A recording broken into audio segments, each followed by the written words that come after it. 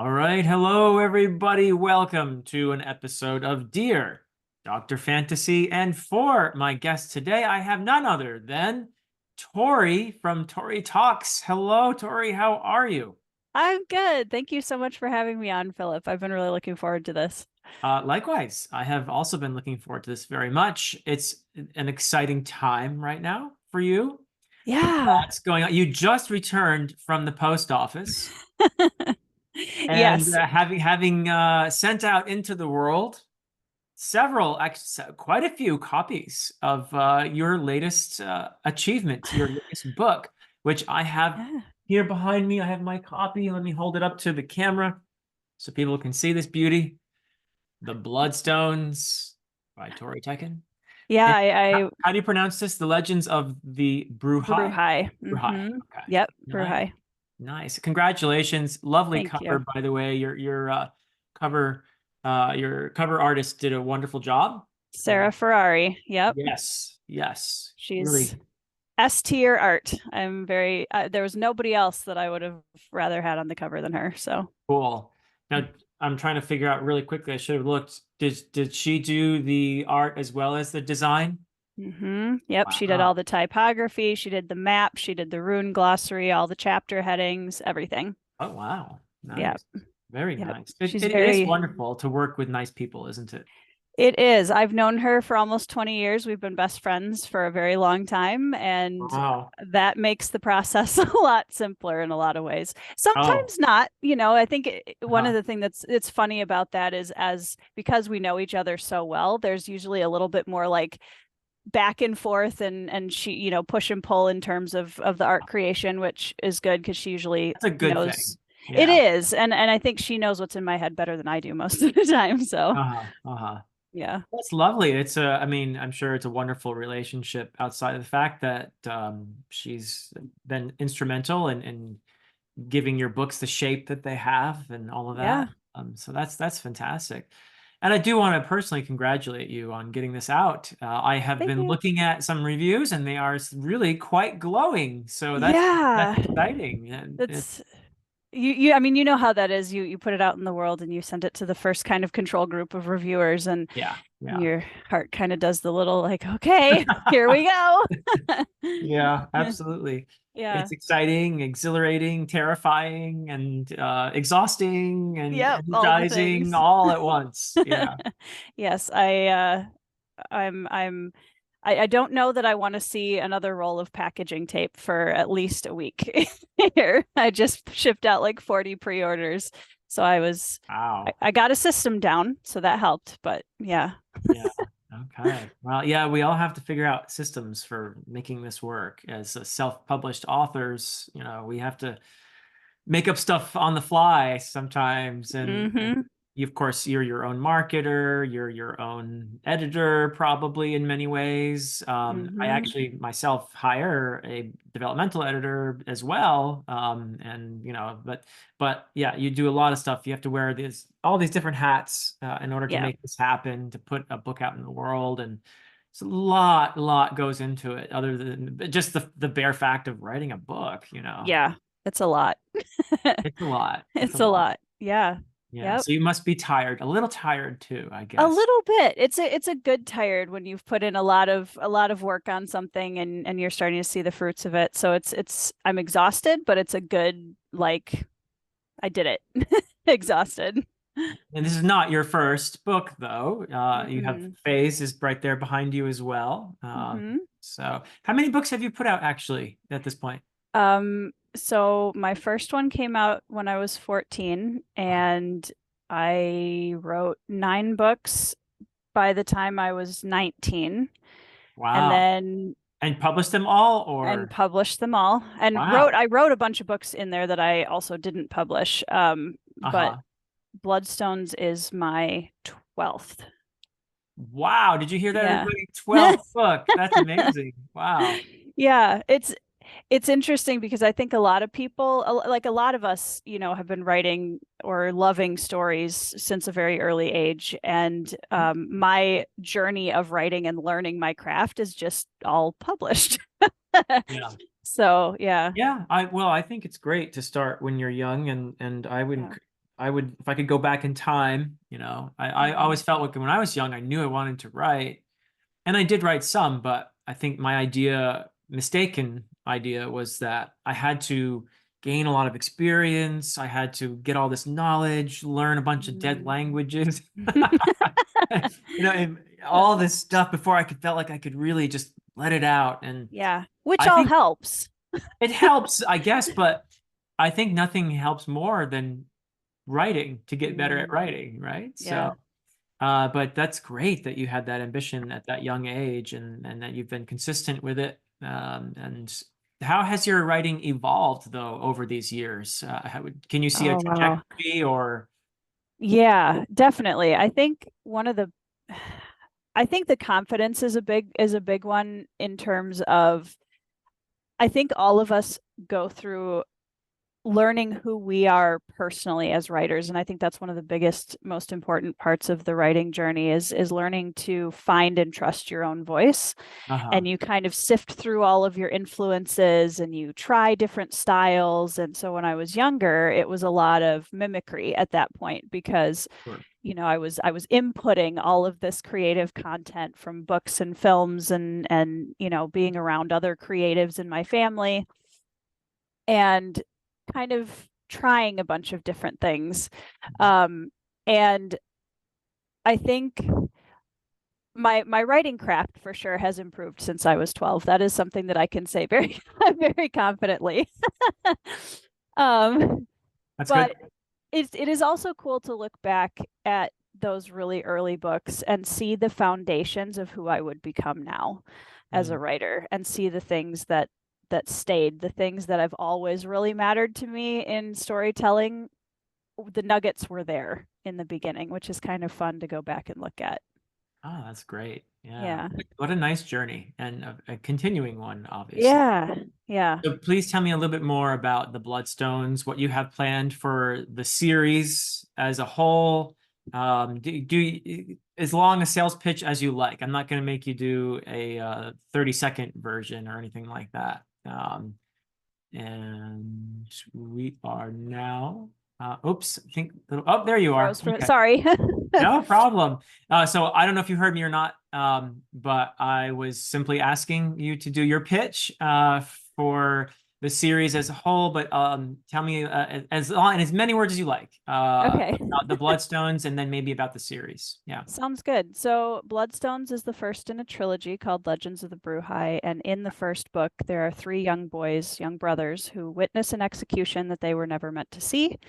And they kind of become the, they kind of become embroiled in a succession war that's happening within their country. And then we kind of take a step back and see how that succession wars rippling out to the countries around, and there are some barbarian horse tribes that take place in another POV that slowly start to get wrapped in, and it really focuses a lot on themes of identity and how our experiences in childhood really form who we become as adults, and there's a lot of political machinations in there, and yeah, it was just a blast to write. Cool. Nice. Yeah. Did you spend a lot of time on the world building ahead of time? Are you one of those writers where you have to have a map and you have build, or do you just go in and let's see what happens? Yes. That's the easy answer to that. I am not what a lot of people consider a traditional planner. I don't Uh-huh. do big outlines. I can't, I need to be in the manuscript and writing the prose in order to figure out where the story's going.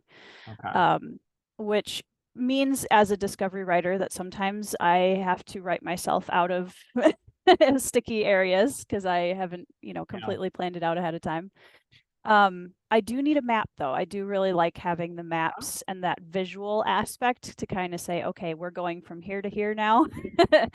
um, and I do a little bit of outlining with like I do a lot of brainstorming ahead of time. I'm a big type of person. And so Yeah. having a writer's group that I can bounce ideas off of and say, okay, this is the character. I'm trying to figure out this bit and this scene. Should I do this or this? And so it helps me to that's kind of my developmentally editing process in the beginning. Cool. Is a lot of input and talking it out and kind of messing around with pieces and seeing what fits. Yeah. Yeah. Cool. I'm way more on the planner side myself, but I definitely do allow the story to pull me in places I hadn't anticipated. But I feel like a lot of times when we write, we have this vision of certain scenes, the big scenes, the iconic moment where we know it's going to go. The story's got to get there, and it's fun to write those scenes. It's really fun to write those scenes and to edit them and kind of stare at them for a while and really hope that those are the scenes that land with your readers. Yes. And that's great, and that takes a lot of work and skill. But I think sometimes that the harder part of writing is the stuff in between those scenes, right? Is 100%. getting to those moments like, okay, this has to be compelling. And if you don't do that well, then the big scene loses a lot of its, because you have to create that investment in for the readers in order for that big scene to have its full impact. Absolutely. Yeah. So that's the tough part, I think, is actually getting the in between. How much world building do I do? How long do I take to get people maybe a little attached to these characters? That sort of thing. And how do you accomplish that? So those are the tough ones, I think, to figure out, right? Absolutely. Yeah, I'm definitely that way where I see kind of those big cinematic emotional moments that I can just like, I have the end of the trilogy I've had in my soundtrack head. is playing in your mind. Absolutely. Yep. You're just feeling it in the flow. And having had the ending of the trilogy in my head since I started the first book, you get so excited and you're like, oh, these moments are going to be just amazing and exciting. And then you kind of come back to reality a little bit and you think, okay, but I also have to write 3 whole books and there needs to be things like I can't just put those moments in the book and call it good. You have to figure out, okay, how do we get there? And that's all right, let's roll up our sleeves and figure that out. Yeah. Yeah. And it is epic fantasy. That's the subgenre you would put it in. Dark epic fantasy. Yep. Dark epic fantasy. Yes. I have had one person put it in a grimdark category. So okay. Yeah, that's happened with me too, which is I don't object to any, thoughts on that, but I hadn't thought of it as grimdark myself. And it sounds like you aren't really, at least in your mind, it's not grimdark. I think it's really hard to gauge that for me. I think it may be for you too, as when it's your own work and you're so familiar with it. I think it's hard to say like whether it's going to be dark enough to be categorized in something like grimdark or if it's, I consider it dark fantasy. I'm sure I flirt with the edges of grimdark for sure in some scenes. And I think that's probably more having read it, I would guess that's probably the case with Adan too, that there's a couple of specific characters or scenes that might lean a little bit more towards the grimdark realm, I suppose. I think my books, at least people have told me they feel like the books get a little bit darker with each sure one. Yep. Although for me that I hope that there's a balance there of beauty and wonder for sure. and all of that. And absolutely. That's kind of what motivates me to write as well. But yeah, what do you think makes a book dark or grimdark? What are your thoughts on that? I think from my experience, I look at it as there's a kind of tone usually, and Dr. John Morrow and I were talking a little bit in one of our discussions about, is grimdark a subgenre? And I feel like it's more a tone of story because I think it can easily cross genres. I've read grimdark historical fiction, I've read grimdark fantasy, I've read, I think, grimdark sci-fi. I'm sure there's, a lot of even like contemporary literature, I feel like can easily take a grimdark tone. And I think it tends to run, when the dark things in the story happen, they are embraced in terms of how they are shown. They are shown without any kind of padded room essentially for the reader. And it's just, here's this, very dark, horrible things that are happening. The characters are often more um actually morally gray. I think a lot of people say, oh, these are morally gray characters. And then it's like, well, are they though? um, so yeah, I think it's a lot of different factors. And I think it's one of the reasons why it's so hard to nail down what exactly is the definition of grimdark. Because I feel like there's a lot of different parts to that. Oh yeah. Ask 100 people what grimdark is, and you'll get 100 different definitions, I think. Yeah. But so Yeah. for you, it's tonal is a lot of it though. It's Yeah. Yeah. yeah. And oftentimes it leans more definitely into the nihilistic side of storytelling for sure. Okay. Okay. Interesting. Where Yeah. yeah, which I read this year, Mike Shackle's The Last War trilogy, Uh-huh. and I thought he did a really good job of it is very brutally grimdark in terms of the violence and the content and just the dark and gritty tension that's constantly throughout the book. Right. But I think he is one of the more hopeful grimdarks I think I've read. And he did a good job of running that thread of perseverance, and there's still Uh, something to fight for through the so, story. so that's interesting because I feel like there is a I'm not a philosophy, I don't have a PhD in philosophy. It is called Neither do I. my degrees in literature, but I know a tiny bit about philosophy, and I think the distinction you're making there is between nihilism and existentialism. Mm-hmm. So nihilism is basically the universe has no intrinsic meaning and nothing you do matters at all.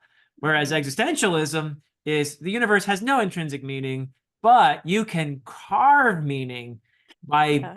persevering, by forming relationships, by doing what you're feeling you're called to do, or that sort of thing. Yeah. So I feel like grimdark, I've rarely seen it being nihilist, actually. And in fact, I Yeah. don't know if Straight I've ever nihilism. Yeah. read a book that is completely nihilist. Maybe I have that outside of fantasy, though. Um, Mm, but most of the grimdark I've read is actually an existentialist, which sure. is Yeah. more, yeah, these characters are in the midst of this hostile or indifferent world, Yep. and they're somehow persevering and Right. they are doing what they can in these moments and often defeated, but still going, still going. Still. Yep. And there's Yeah. something admirable about that type of courage. Absolutely. I feel like is important to explore in literature and in Yeah. fantasy. Yeah. So that's anyway how I've always felt that the Yeah. grimdark is kind of existentialist. It's Yeah. fantasy's answer to existentialism, I think. Yeah. But some people have yelled at me for for defining it I that I way. think it's a spectrum like anything else. I think, Yeah. depending on, and I'm admittedly newer to the grimdark genre than a lot of other fantasy readers are. Hmm.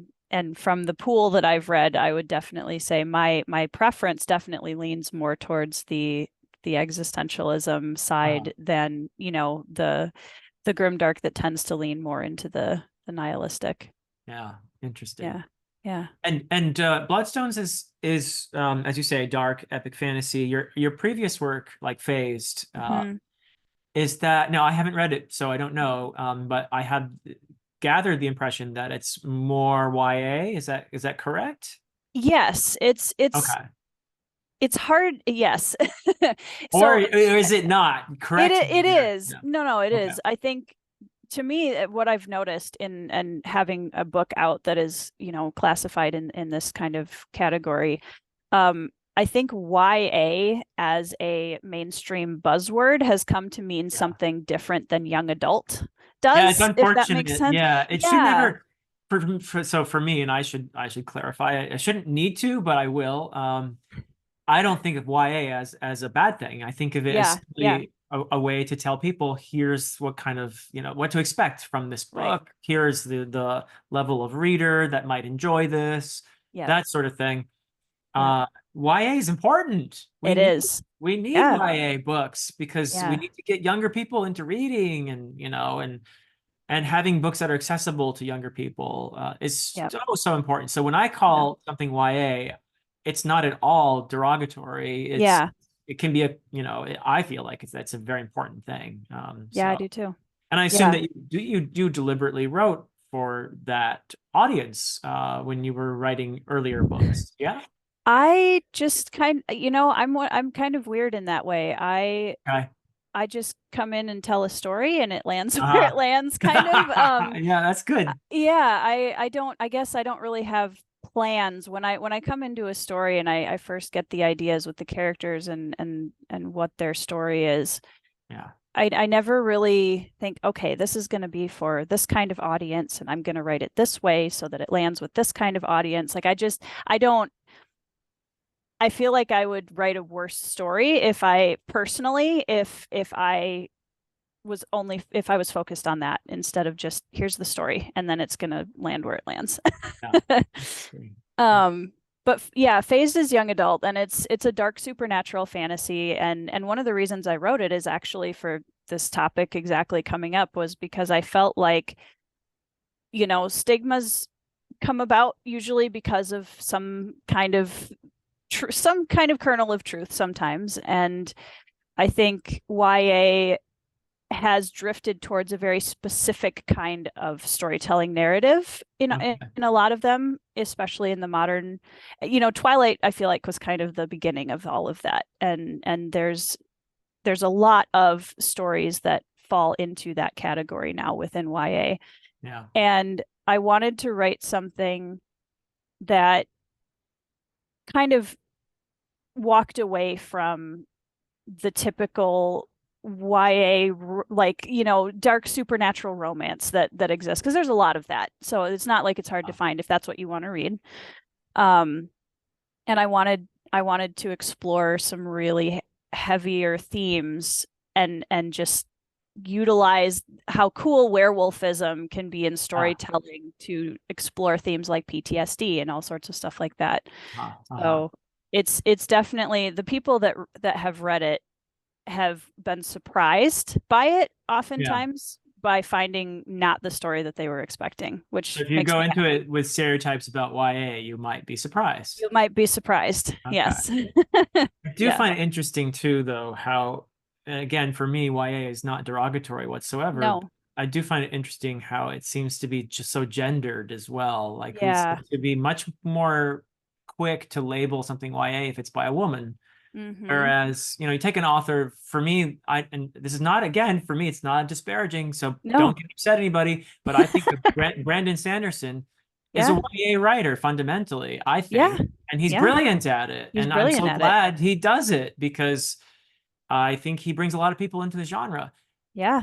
Somehow a lot of his fans seem to bristle at the idea that, oh no, he's not YA. That's Yeah. Because an there's that insult. stereotype. Yeah. Yeah, so I feel Yeah. like that's kind of silly in a way to gender it, and it's Yeah. unfortunate that a Yeah. lot. And I don't know if is it because J.K. Rowling was probably a big impetus behind the whole Yeah. YA labeling with I Harry mean, if Potter, you or look at a lot of the big YA series, and since I was young, you have the Harry Potter, you have Twilight, you have Hunger Games, a lot of those kind of big franchises, and yeah, they're all driven by female writers, and they're all, yeah, they all changed.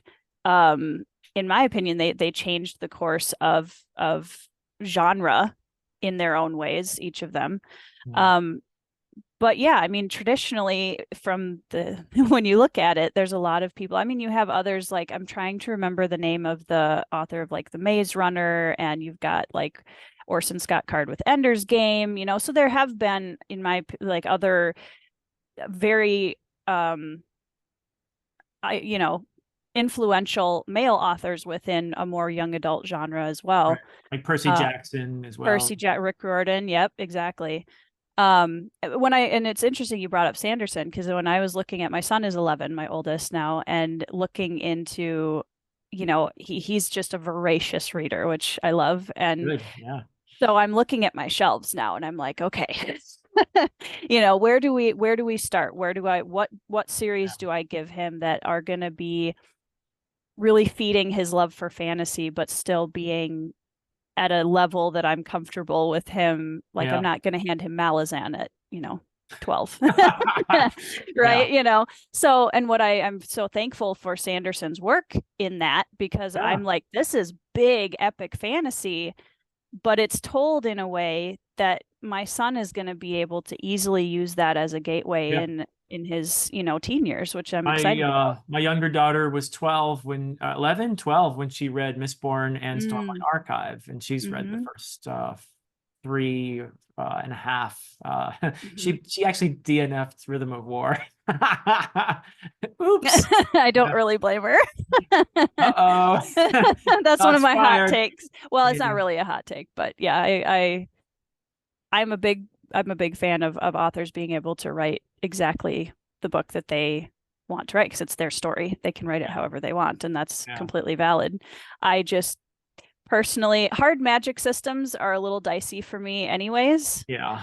I'm like, I want a little bit of just mystery. I don't want to know everything about how this works. And I certainly don't need that amount of the book dedicated to telling me how it works. So I'm kind of in the same boat. I really enjoyed, I should clarify, I enjoyed Mistborn, and I really enjoyed yeah, the yep. first two Stormlight Archive books. I thought they were very entertaining and Hmm. fun, and some really great iconic moments in those Yep. books. And then we were talking earlier, we were just talking about how do you get to those moments, Yeah. And I guess everybody's a little different, but in the third book in Oathbringer, there was just for me those there was too much going on Yeah. getting to those moments, and so I did not enjoy Oathbringer as much as the Hmm. first two. I still thought it was a good book. Yeah. I'm scared. I haven't read Rhythm of War yet, and I'm kind of scared that I'm not gonna like it, which is Sorry if I added to that. oh no, I my daughter who loves reading and has Yeah. read Lord of the Rings at the Yeah. same age, actually. She was even younger when she read Lord of the Rings. So for her to say, I just cannot get through this, it's just too much about, how they make fabrials, Fabrials, yep. and it was like she just couldn't take it anymore. And she's like, she very rarely DNFs anything. So I was like, Yeah. uh-oh. But we'll Yeah. see. I know there are plenty of people out there who love the book. Yes. So Well, and I think it's one of the things that I do think that it has going for it for sure is I have a lot of friends who really enjoy hard magic systems, and I yeah, feel like there aren't a lot of authors who really go that in depth with how the magic system works and laying yeah, out. So, and people who are more science brain than I am, for sure too. Like there's a lot there that's just kind of like tinkering in your tool shed a little bit yeah, for them. So that's, yeah, I'm happy that that exists for them. yeah. Same here. Same here. And I mean, who knows? Maybe I'll love it. Yeah. Yeah, Yeah. but yeah. So Brandon Sanderson is like us. He has a BookTube channel. Yeah, yeah. So we're the same. And he's self-published too, right? Yes. So we're just Yeah. like in the Look at same boat us. with Brando Sando, right? Yeah, absolutely. Uh, Yeah. Speaking of that, this is an interesting place to be, and we are by far not the only ones around who have YouTube channels who are self-publishing Yep. authors. There are plenty of people, and there are some traditionally published authors who have YouTube channels as well. But I wanted to ask you about being in this kind of weird space because we are sometimes reviewers Mhm. and sometimes we're fans. And then we put on this other hat, the author Mhm. hat. And I have had, I mean, I hope you haven't, but I have, and I know I'm aware of conversations around much bigger booktubers like Daniel Green and that sort of thing. Mhm. And I paid very little attention to gossip and drama and that sort of thing. Yep. But I have noticed that some people seem to be calling him out for being a booktuber and publishing his books and promoting his own books, which I'm like, well, why not? Yeah, right. That's my response has always been, look, I don't separate my passion for this genre. I do write. I celebrate fantasy on this channel. Yeah. I teach fantasy. I can't Right. separate any of that. It's all stemming from that same passion. So I don't have any problem with it. Although I know, and I've had people who have left somewhat rude comments. Not too many, but a Mhm. few. By far, the vast majority of people are extremely kind and supportive and For generous. sure. Our community is very Oh special. yeah. Yeah. But a few people, I've got people leave comments like, well, and this was even just when I announced I was going to write something, somebody said, well, it's going to suck because you're a booktuber, or, stuff like that. And I was like, well, actually, I was writing for Before 18 that. years and I've been doing Yeah. this booktube thing for, 3 years, 4. So I don't know Yeah. about that, but Yeah. I've also had people leave very unflattering reviews. I don't know if I should even call them reviews because they don't mention the book at all. Just That's say not a review. mean things about me and people who Yeah. like my book because I'm a booktuber. It's not really a review. It's somebody Yeah. usually with a fake account or something Yeah. like that. So I hope you don't encounter anything like that, but you probably maybe you have already. But how do you negotiate this whole thing? Mm, What are your thoughts on being an author and a booktuber and all of that?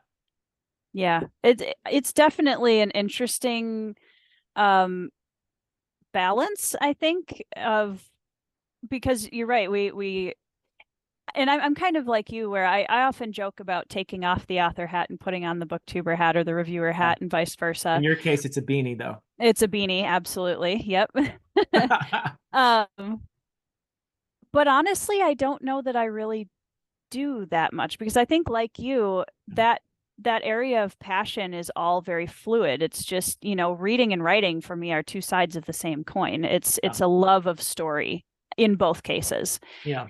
And I honestly feel my response, and this is where I think my career as a young author actually has really helped me coming into my adult career because I have a pretty thick skin when it comes to this Good. stuff. Because Yeah. I even got, some really horrible comments when I was young too, like Oh wow. from people who um were very disparaging towards what I was writing and who I, all of this stuff. So What I kind of had, a troll says mean things to a 14-year-old? that's I don't have an answer. I don't have a good answer for that. It was interesting because I think and when I was 19 and went to college and my first chapter of my writing career kind of closed, I was pretty burned out because there was so much good, like it is here. There were so many people that were so incredibly supportive and so incredibly lovely, and that was the majority of my experience. But when you're very young, especially those comments, they always hurt, but especially when you're young and you're just here because you love writing and you want to Yeah. share your stories with people. Yeah. um yeah, I had to learn how not to internalize that. um and I think my response now to people that leave comments like that is I wish that the time that they spend in leaving these comments and being so frustrated and angry about about something like this, that they would find something to fill that instead with a passion that they can put into, like, to pour back into themselves, because I really feel like I'm sad for them that that's the emotions that take over their day. Yeah. Like, Yeah. I feel the I same way. mean, Yeah. if Daniel Green wants to write a book and he has an audience that's excited about it, that's awesome. Like, Yeah. I don't there may be a form of frustration about others' success. There may be an aspect of that there as well. Right. That's a nice way to put it. I try to be as diplomatic as possible with that. I think there's a Yeah. lot of jealousy there for sure because, and with us, both of us were.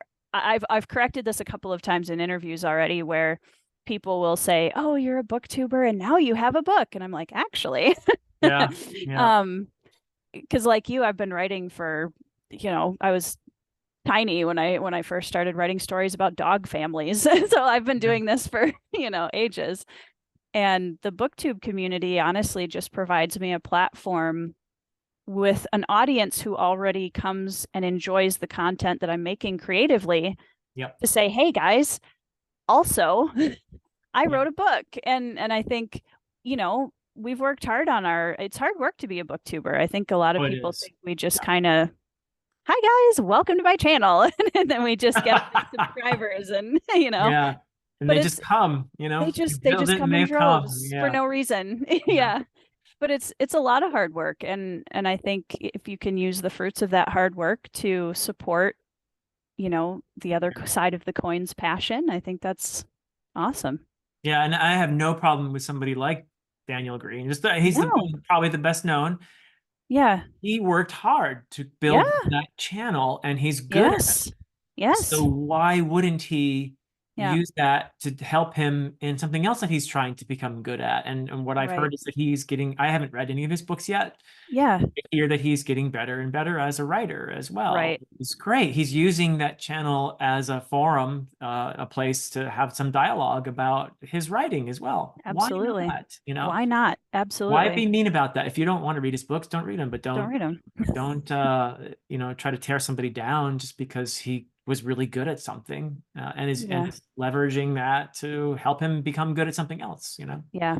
Yeah. And that I definitely do think a lot of it, not always, but I do think a lot of it comes down to people having a jealousy over success and like how come Daniel gets to pitch his book to 500,000 people when it comes out, but Because he worked hard. because he worked hard to build that, Yeah. and Yeah. like even for I have a much smaller channel than yet Daniel Green, but Yeah. I've been here for 4 years on January 1st, and I've put out almost 300 videos on my channel, Yeah. and like it's a ton of work.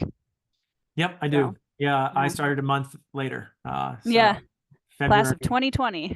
class of 2020, best class ever. That's We right. both started before, although unlike a lot of the channels that started in 2020, we started before the pandemic. Yes. It was just like we had ESP or something, Yeah, we just knew I'm We gonna knew it was need going to be a this. good year Yep.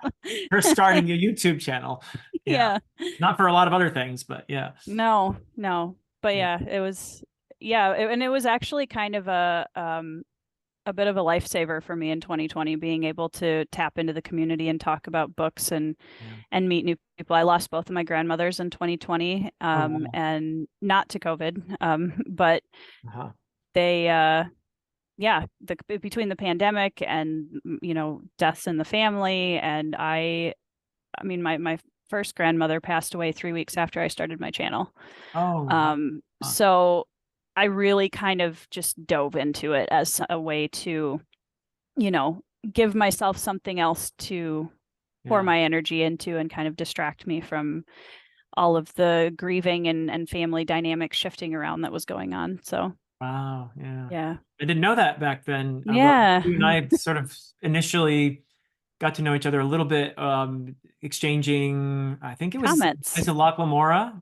Red Seas Under Red Skies is the first time I remember us having a little bit of a conversation back and forth. And I'm trying to remember, I think you had maybe like a few hundred subscribers when I when I first started chatting with you, and I only had like 400 or 500. Yeah. Those were the days, right? Those were the days. Yeah. It's amazing. I did the whole thing as a kind of an experiment, if you will. I didn't know anything about BookTube. Yeah. I barely knew anything about YouTube, honestly. And I just thought, well, maybe somebody should start a channel talking about fantasy. And I wonder if there's anyone else doing that. And well, a few people out there. And I was like, of course, when you type in, fantasy books or something on YouTube, I saw the usual suspects back. Sure. Yep. And they've all grown a lot since then too. Oh yeah. Yeah, it's kind of been a fun thing to be involved in this. But I am curious about what brought you to all of this, which of course was going to be initially your love of reading. Yeah. Which I suspect goes way back to little Tori. Yep. Little way sprout. So I am very eager to hear about your reading journey. And so going on the premise of you are what you read, at least in some ways.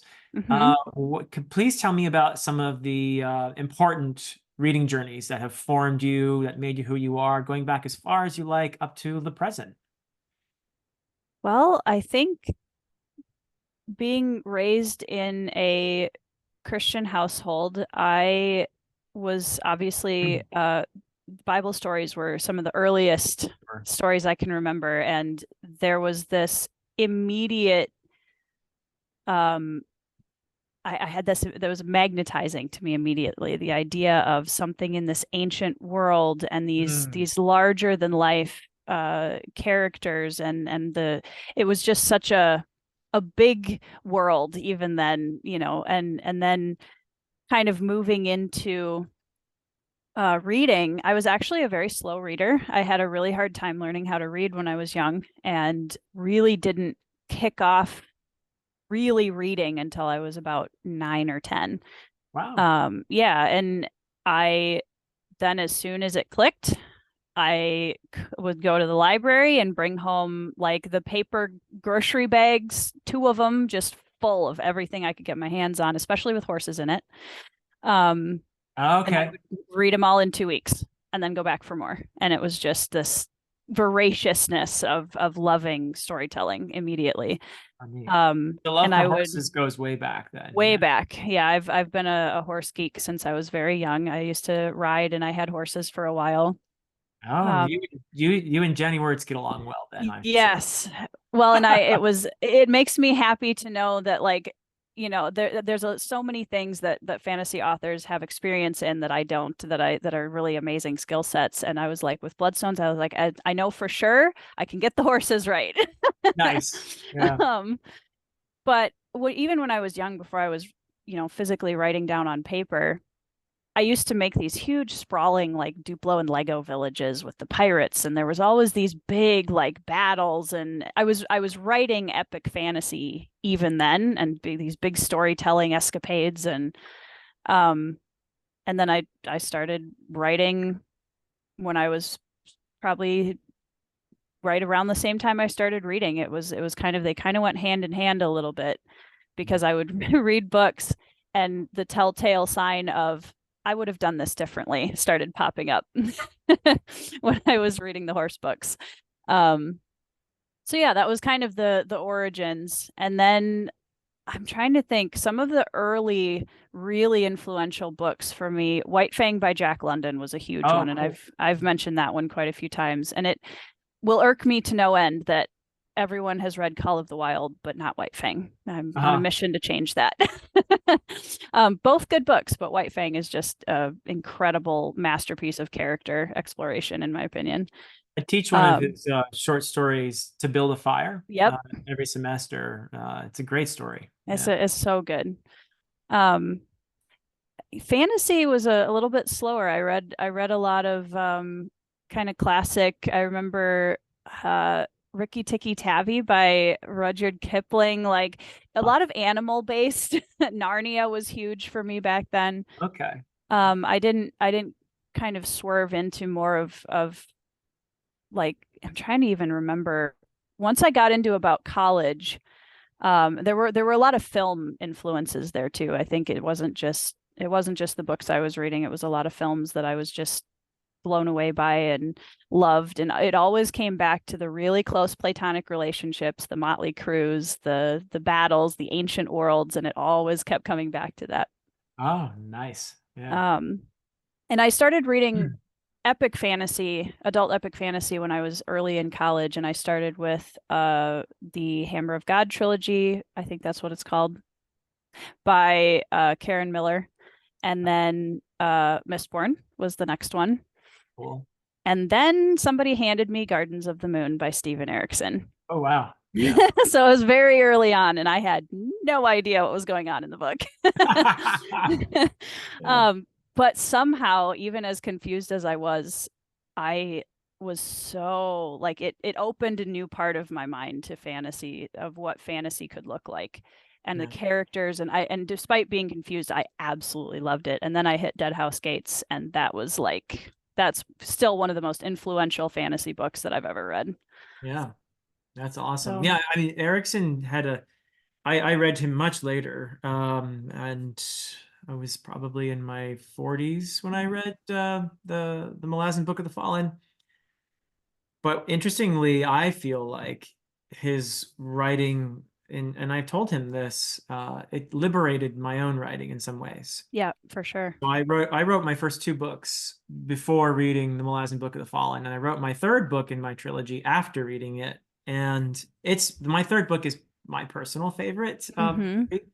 And the people who've read the trilogy so far, most of them who read the third book also feel like it's something different, it's something special. Yeah. And I would never say that my book is, in the Malazan school of fantasy or something like that, Yeah. Yeah. but I feel like a lot of what's, for me anyway, good about that third book is probably a result of that liberation that Stephen Erickson helped me to arrive at least Yeah. by reading his books and seeing, oh wow, fantasy can do this. Oh, Yep. that's cool. Yeah. So Yeah. yeah, I experienced something similar, but at a later Yeah. age. Yeah. Yeah. I remember I actually did so I have a bachelor's degree in English, and my senior capstone presentation was about emotive characters in epic fantasy. Ooh. And I actually used Erickson as my basis for my entire capstone, after I read Gardens. And I think I'd read up to Memories of Ice at that point. And we went to a very small private college, and the English department was very focused on academic writing. And my husband and I were both creative writers, and we went into our advisor, the head of the department, and I said, okay, Lars. So Ben and I don't have any intention of going into the academic field of writing. We are both creative writers. We're authors. Like that's our passion point. Is there a way that we can create a more creative writing focused capstone to do? Because we want to show that side of what we're going to do. And so we actually helped kind of come up with Lars doing obviously the most of the work, but we kind of got him to agree to a different style of English senior capstone at the college because of Cool. yeah. So I got to write 3 chapters of a book that was in the series that's the predecessor to Legends of the Bruhai then. And it's funny because going back and reading it, I was like, you can tell I was fresh out of Malazan. Oh wow. It's Yeah. so much fun to go back and reread that and just see how my voice was taking on the things that I'd learned from Erickson even that early and just running with it. And I think that's the fun part of these really impactful influences is when you take that powerful influence and you marry it to your own authorial voice, Yeah. it's this new kind of fresh magic. Yeah. Yeah. So Malazan was a big moment for you. Mm. Any others that you want to mention in this history, which Frankenstein by Mary Shelley. yeah, cool. Yeah. Big one, huge one. I read that in Intro to Fiction with my other English professor, Dr. Hannah, who's a brilliant man. I actually mentioned my English professors from college in the acknowledgments of Bloodstones. He's one of the world's leading experts on Charles Dickens, but he's also a quiet fantasy lover. And there was a lot of that. Like he introduced me to Doctor Who. He introduced us to like Frankenstein by Mary Shelley. We read a lot of Poe. I read a bunch of Poe for the first time in college. Mask of the Red Death is still my favorite Poe by far. Okay. Huh.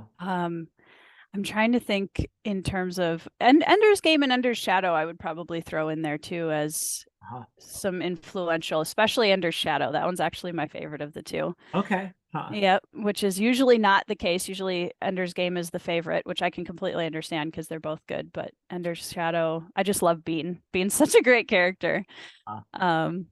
So yeah, I think those were kind of some big ones. Also, moving over to I'm hugely inspired by a lot of Asian storytelling and always have been, which you will definitely see in Bloodstones. There's a lot of influence there.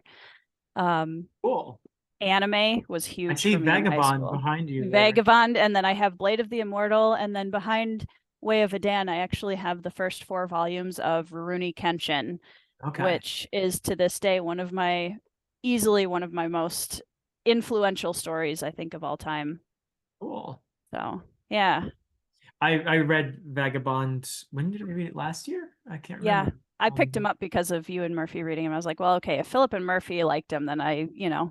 I'm So pretty sure I'm gonna far, like now him. I've only read four manga so far, Okay. but it's my favorite of the four. Yeah. And I Yeah. loved Vinland Saga too, but Yeah. Vagabond I is just saw. something special. Yeah. It was fun. I was really excited to see manga and the book work because they're both books, but it's fun to see them overlapping more now. Yeah. Um, yeah, I think what was the I read Shogun earlier this year with Oh, cool. Alan. Yeah. And so going into Vagabond after reading Shogun, I think is going to be really fun. Oh, I bet. Yeah. Yeah. Very Yeah. appropriate. Yeah. Very. Yeah, You're I'm gonna have a excited. lot of, I think, yeah, going into it, you'll be well equipped, I think. Yeah. Mm-hmm. Very Yeah. cool. Yeah, no, Yeah. for me, I grew up on comic books. So it Mm. was actually not a big leap for me Yep. to try manga. And Yeah. Murphy's the one who got me into it. And I've been really having a blast with it. Yeah. So the Yeah. last one we read, neither of us really loved. So that was 2 Year Eternity. Oh, yep. Started out with great promise, and there was a lot there that I thought could be just brilliant, but it sort of petered out and got lost amidst a lot of chaos. Yeah. So They they do get a little chaotic sometimes. yeah, yeah, I don't know how I mean, I'm still, I think, an infant in terms of manga reading, but so far the three more adult series that I've read, I really loved. Hmm. With Vagabond really being, I think, great literature.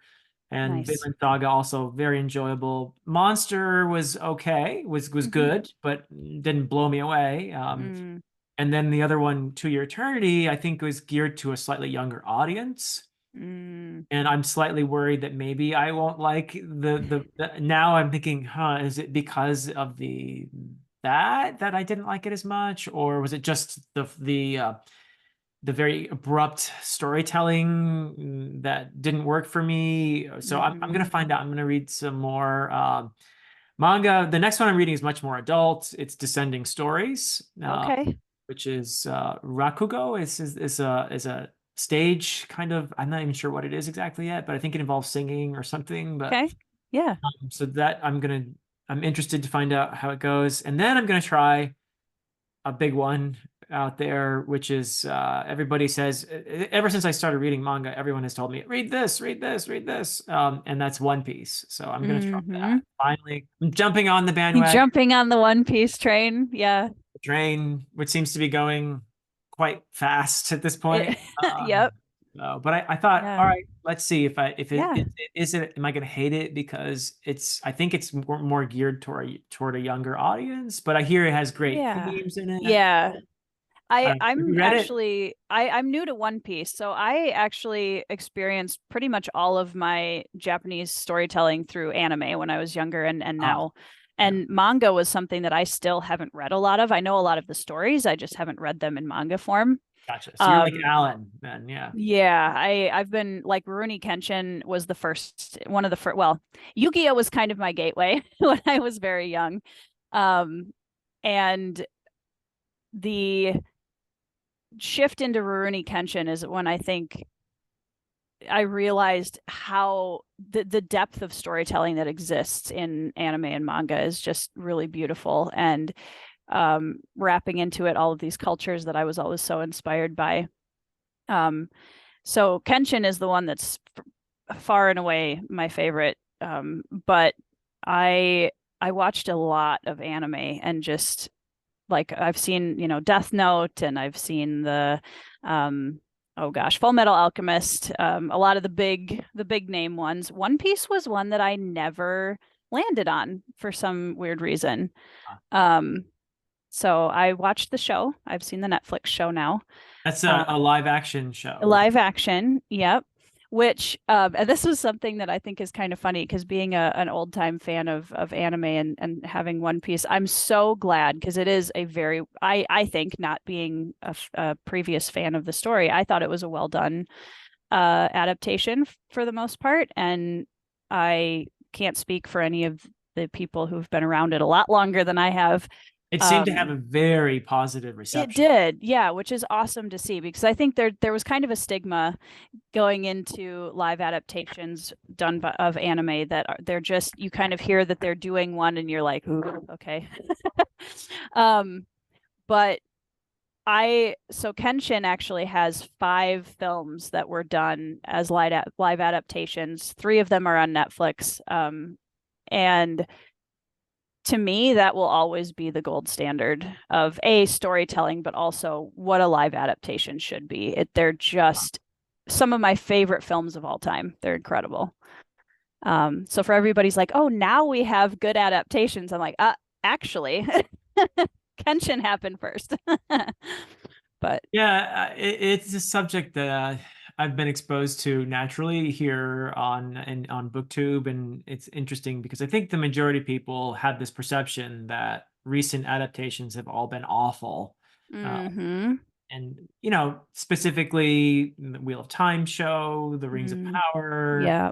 and I'm sure I haven't watched it, but I know that there's some negativity around The Witcher and where that Mm-hmm. went, and various adaptations that people have been upset about for one reason or another. And then I do have to say though that I listen to people, but then there are people like AP Canavan, who's a good friend of mine, also my Mm-hmm. developmental editor, who has a lot to say about adaptations. Mm-hmm. And I think he has some really, I mean, he's just a brilliant guy, Yeah. period.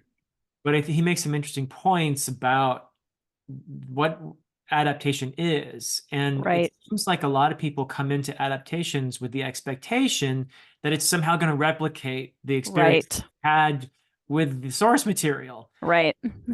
And they get upset when that isn't what happens. Yeah. So to some degree, I feel like, um, do we have the wrong idea about Yeah. what adaptation is or what it should do? Or are there different things that an adaptation can do Yeah. where one form of adaptation is its own art form and another stick? I don't know how you could actually, like, there are some that definitely stick more closely to, let's say, the first Harry Potter film. Okay. Sure. Yep. That's a short book, Right. and you can use it more like a script than you Right. can the later books in that series. Yep. Certainly much more than you can, let's say, the 14 massive books in Wheel of Time. You can't use those as a script, Right. or you're going Right. to have 100 seasons of the show. That's just not Right. going to happen. Uh, Right. so I feel like I would hate to have been in the position of the showmakers making a adaptation of a much beloved Yep. book series, well Yep. deserved all that love. But the expectations, I think, may be Huge. defeating a lot of the fans in terms of them getting anything positive out of the experience. What do you think? I think for sure. And I think one of the reasons why, like, going as far back from my experience with it when Lord of the Rings came out, Lord of the Rings was the first way that I ever experienced the story in film. It was in the films. Yeah, yeah, And I still haven't read the books. I'm hoping to remedy that soon. But the story itself and the characters, in my opinion, are kind of they take on a life of their own, and however you experience the story for the first time, like I encourage people, especially if they're unfamiliar with anime, to start with the Kenshin films because they are a very tight knit, here is the heart and soul of what Kenshin is in 5 films. You can go watch the 90 episodes of anime if you love it after that, but and the movies that came after, read the manga, whatever, but especially for somebody who has never experienced the story before. And I got a lot out of them simply because I already loved it so much that I was a little nervous going into them, but it was still, I just wanted more of it. And I think one of the things that is the challenge from when we read books, it's a very individual, personal experience. yeah, Everybody is going to have different visions of the characters, what they sound like, what they look like, how their personalities are, even to some extent, yeah. what the world building is. Because the story Um, doesn't happen in here; it happens in here. it happens in here. The words are just a catalyst to engage your imagination. Yep. And the films, the struggle when you take something like that and then you bring it into a sphere where you're creating a TV series or a film or a series of films, is you're now taking something that was an individual personal experience and you are making it a collective shared experience with all of these different people who have their own personal experience with the story. There's absolutely no way you can possibly make a film that everyone's like, that's exactly what I imagined. Right. Like, you can't do it.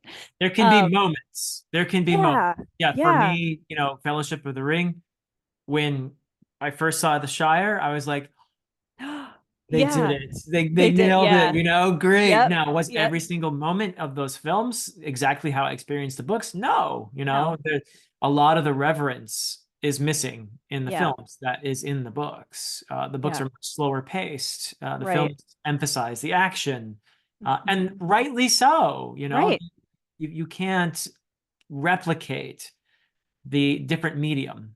That's just it. It's a completely different medium of storytelling. And I think that's like people taking a book experience and expecting it to translate the same way to a completely different form. Right. That's a big ask. Yeah. Yeah. It's a pretty impossible ask, actually. It is. So, I feel, and maybe I'm in the minority here, but when I go into an adaptation, I try to forget about the source material, Yeah. even if it's something that's now I get it. There are certain series, like I will admit, when Peter Jackson was making those films, I was nervous. Yep. Oh, what if I actually thought it's probably going to be bad? It's probably, it's not going to, and I was very happy to be wrong, and Yeah. to enjoy those films. But I even then, I try to take them as their own story. Yeah. They are not. Peter Jackson was not entering my brain and trying to put on a screen what happened inside here. Hmm. Yeah. And do I like it when his adaptation reminds me of my reading experience? Yes, but I Yeah. also try to experience that as storytelling in itself, Right. which is, you're going to be disappointed if you expect your adaptation to replicate your reading experience, I think. Yeah. Absolutely. Well, and I think one of the things that's cool that I wish was focused on more is, if you and I have a conversation and you obviously have had experience reading these books and they've meant so much to you over the years, and Right. I've come into it only having watched the films, we can still sit here and have an awesome conversation about, let's talk about Aragorn. Let's Yeah. talk about, and talking about these characters and the places, and talk about, oh, there's this extra thing in the book that you don't know about the Shire or whatever, and it's really cool. And being able to have those kind of conversations, I think, is really fun because you're bringing people together through different mediums, and not everybody is a reader in the same way that Right. we are. We read a ridiculous amount of books compared to the average person. Yeah. And what's cool about that is I can go have a conversation with a non-reader who has seen the Lord of the Rings films, if I've read them, and say, let's talk about, and we can both come together and have an appreciation for the same story, which is really cool. Yeah. Yeah. Speaking of Tolkien, by the way, your book, right now it's leaning against Jenny Wirtz's Wars of Light and Shadow, but you're gonna love this. Because your last name begins with a T, it normally is right next to Tolkien. So That's yeah. no pressure. No pressure. Tolkien and Janny Wirtz, no pressure. Yeah. Also, on the other side of your book is Mary Stewart's Arthurian books. I love those. They're not talked about at all on BookTube, but Yeah, they're older. But sure. starting with the Crystal Cave, Yep. that's some beautiful prose right there, Mary Stewart. Yeah. I don't know if you've ever had a chance to read them or I not. haven't. I'm actually going into 2024. I am one of my projects for 2024 is I'm going to be reading some classic female authors in SFF, Oh, and I'm cool. very excited about that because I kind of wanted to just, to me, history is really important.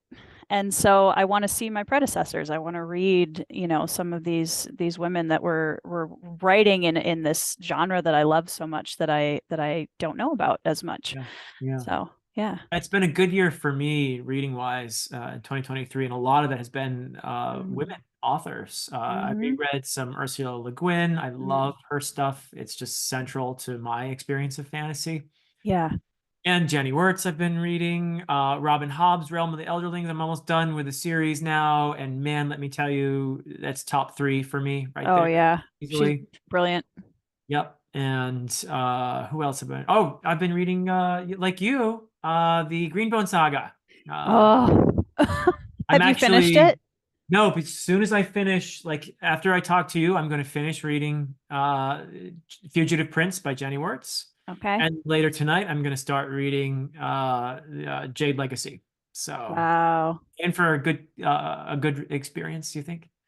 So I Greenbone Saga, I'm still, it's one of those series where I finished it a couple weeks ago and I'm sitting in that kind of cathartic, thoughtful space still with it. Wow, wow, I love And that. I love that feeling. Yeah, it's that's why we read books, right? To find those.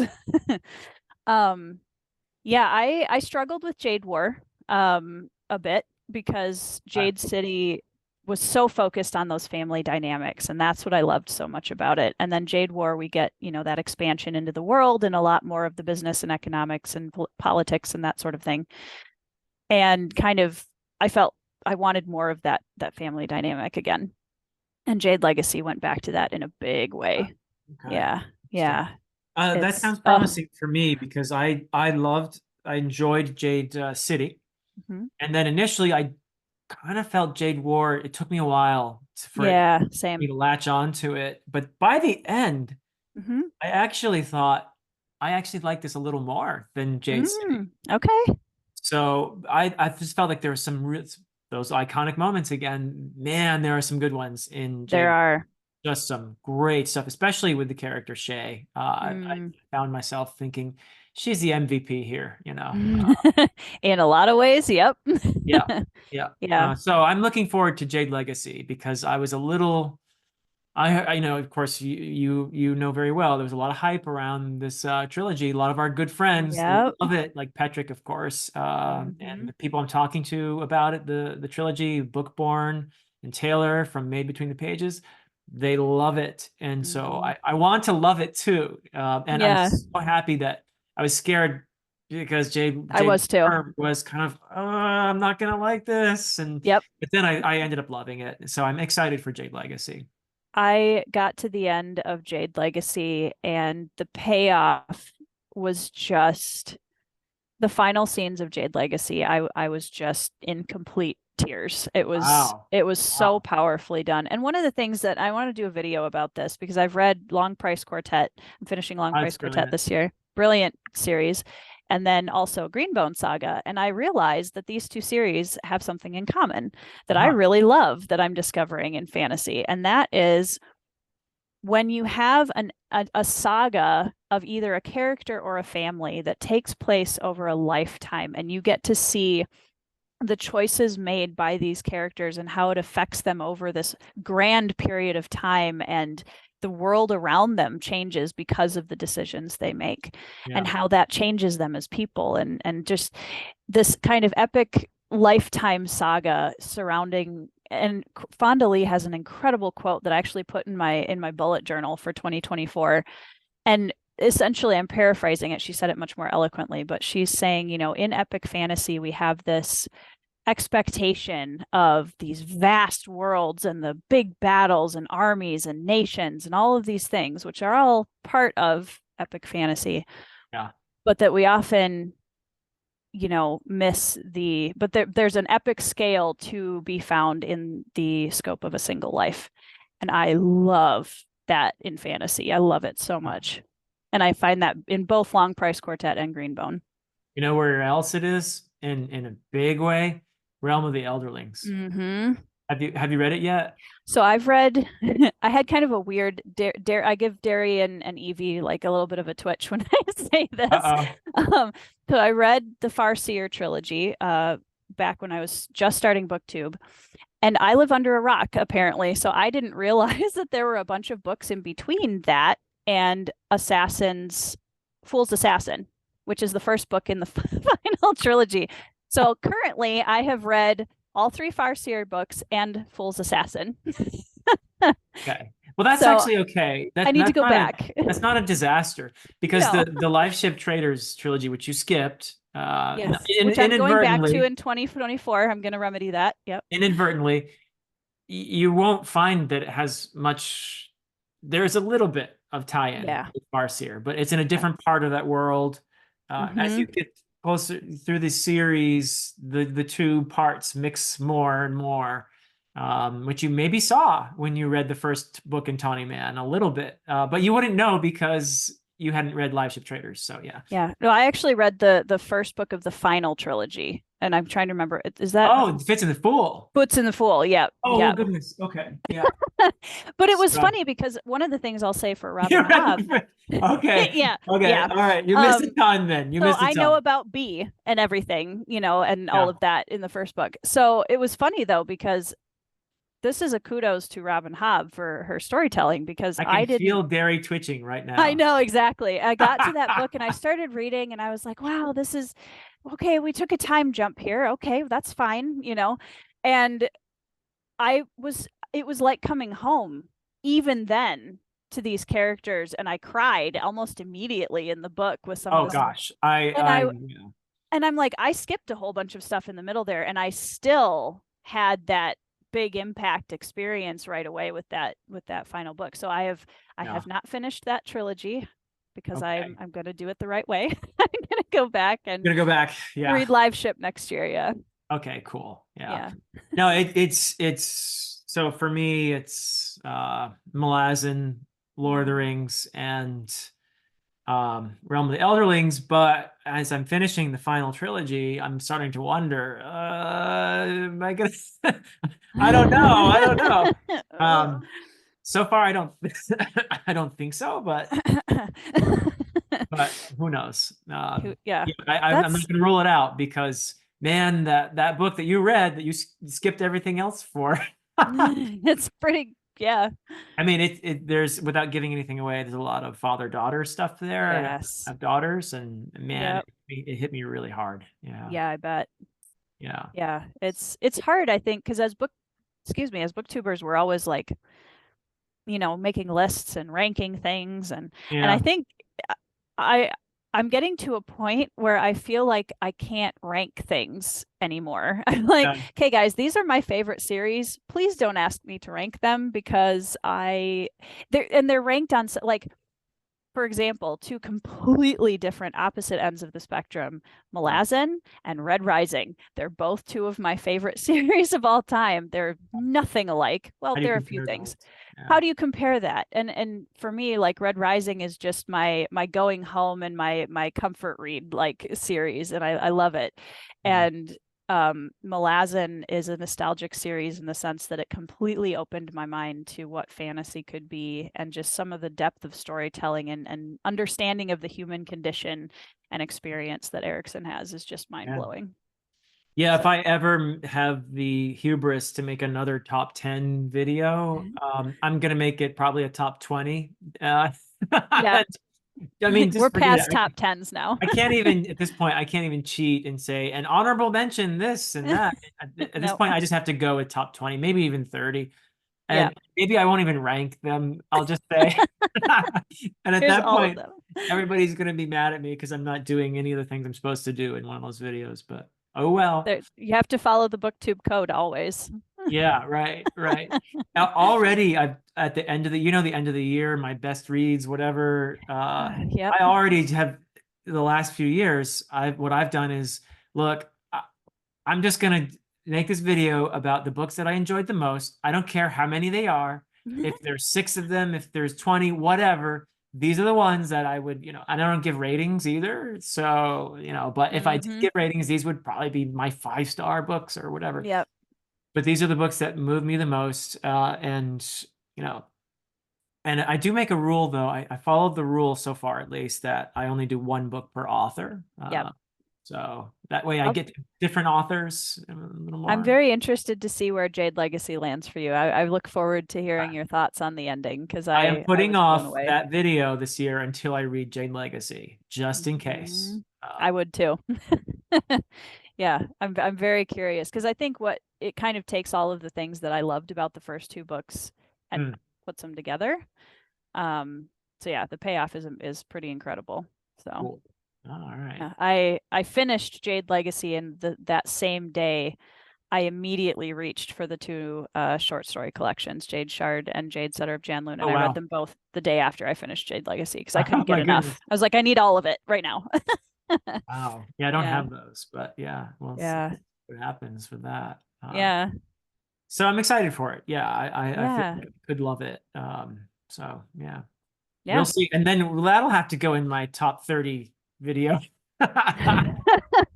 Yeah, well, and it's funny because I read, and I have to give Alan some kudos here because he's definitely responsible for at least three of the books that will probably end up on my Long top Price reads. Quartet has got to be Long there. Price Quartet will be in there. Shogun's gonna be in there. Augustus by John Williams. Oh my Oh, goodness, wow. brilliant. Loved it. That was one of those books that every once in a while you come across a book that you're just like, wow, I wish I could write like this. Yeah. That was one of them for me this year. It's like, wow, Wow. this is just brilliant. Well, I hate to swell his ego, but Alan also got me to read Long Price Quartet, and I'm super glad. Right? It's a wonderful series. He also got me to read the Books of Babel. This year, I read the Books of Babel, so that was my Alan read of the year. And We for all have me, one. another huge hit, really, Yeah. because and for some reason the fourth book I know why, but is divisive. But I Mm, fell on the side of wow, I love this. It's so yeah. experimental, so different, so just kind of he goes for it, and I love it. Yeah. So yeah, Alan has a perfect record for me so far. I don't So know. far. Yeah. I think the only book I read this year that I didn't land well on that was I read quite a few Alan recommendations this year, and one of them was The Silence of the Girls by Pat Barker. And Uh, that's one that goes back to the sacking of Troy and the Greek oh, and it tells the story from Briseis's point of you view. know, it automatically gets points from Alan if it's Greek or Romans. Exactly. And I struggled with that one. That one I didn't love as much. But everything else, I mean, that's a pretty good record for how many books having, yeah, and Long Price Quartet. I think one of the things that excited me about that one is that it showed me how much I've grown as a reader, I think, in the last Uh-huh. few years. Sure. Because 2, 3 years ago, I don't think I would have enjoyed Long Price. I think I would have DNF'd it because I wasn't Yep. ready for something that was that much of a intimate character slow burn that I am now. And now I read it and I'm like, oh my gosh, this is absolutely brilliant. It's so brilliant. Yeah, when I read it, I compared it several times to Realm of the Elderlings because of Mm-hmm. exactly that. Yep. So, and it's Yeah. much shorter. You know, it's amazing Yes, which how is he does lovely. that in such a short space. Yeah. Yeah, but it doesn't feel shorter. It feels like you get Yeah. every sentence is so rich and so meaningful. And I've had to go back and stop and reread conversations multiple times in this series and Yeah. um yeah, it's brilliant, brilliant writing. Yeah. I didn't entirely realize it even until I finished the fourth book and I was in tears and I realized, Hmm. wow, I just lived a whole life with these people, you know? Yeah. Yeah. Yeah. Yeah. I think the magic system in Long Price is also one of the coolest, most unique Yeah. soft magic systems I've ever read. Yeah. I Yeah, can agree with that. it's Yeah. really brilliant. So, what things are ahead for you, Tori? What's going to be happening in 2024? What are I we have no looking idea. Just kidding. Um, at? we'll find out. Well, I have some fun things planned for the channel. I'm gonna do some more read-alongs with some people, and I'm gonna do kind of a book club style thing that I want to share with everybody called Cosmic Footsteps. That Ooh, is going back and rereading some of the classic women SFF writers. nice. And I've got a lineup of books already on my shelf that I'm going to include in that. And I also what really kicked that off was I realized I didn't know that Andre Norton was an SFF writer. Uh-huh. I read a historical Egyptian fiction of hers when I was young and loved it, and I had no idea she also wrote fantasy. And Okay. when I went on YouTube, I thought, okay, I'll do the where to start with Andre Norton, and look and see. There's almost nothing about her on YouTube, and this is a woman who was considered she was called the Grand Dame of SFF in her time. Wow. And I'm Hmm. like, where is the content on her? This is like, so I want to do like a little bit of a biography part to that book club where I do a video about here's who she was, here's some of the things that she wrote and she, what she, just a little bit about her life story. And I think because there's really not much out there at all about her, especially. So What a great project. Yeah. yeah, I'm excited about it. I think it's gonna be fun. So that's channel wise, and who knows what else will end up going on BookTube in 2024. Wow. But books wise, I am going to be starting work on the sequel to the Bloodstones, which is called The Queen's Wolf. I heard you already kind of started. I did. Yep, I wrote the first epigraph. we got Counts. we Yeah. started. I mean, you know how that is. It's hard once you have finished the book and you move into that kind of admin role of self-publishing, and your writing brain just goes, nope, for a while. Yeah. Well, I did it a Yeah, little differently. I wrote a trilogy over 18 years and then published all three in 1 year. So, that yeah. was smart. Actually, no, it wasn't, but it's worked out all right. Yeah. Yeah, Yeah. yeah. Well, I mean, you now have a finished trilogy that you can market and just kind of sit Yeah. on your laurels, so that's nice. Yeah. Well, I'm hoping that I can get back in the writer's seat too. So Yeah, nice.